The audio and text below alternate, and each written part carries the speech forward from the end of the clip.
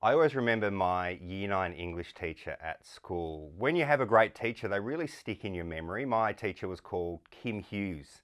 And he was probably about mid-20s and he just started teaching. And I remember one day he came into class and he said, "Jules, what are you reading?" And I was reading J.D. Salinger's Catcher in the Rye. And he went there and he said, "You're reading the same book I'm reading."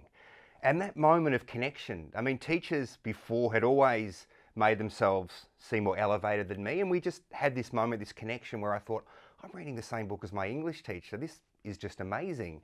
And it gave me such confidence to go and read more. But the other thing about Kim, my English teacher, was that he was able to think outside the box. I remember he got us to address the class, like he got us to talk in front of the class, but not just on who's your favourite Prime Minister or tell us about a social issue. He used to have fun, and once he asked me to get up in front of the class and he had a bowl of cold spaghetti and he said, "Jules, I want you to convince the class that this isn't cold spaghetti, these are a bunch of tapeworms and you've got to convince the class to eat a bunch of tapeworms."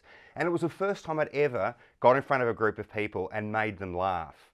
And just the energy it gave me and the confidence it gave me. And I think at that moment, I was able to really embrace comedy. And it's no surprise that I got into community radio and I got into commercial and now public broadcasting, talking to people, making them laugh, communicating with people. So I think if my English teacher hadn't done that, if he hadn't put me in a position where I had to address a bunch of people, be creative and make them laugh, I probably wouldn't be here now. So teachers are an amazing resource. You connect to them and you meet a teacher that you connect with, it can make a real difference in your life.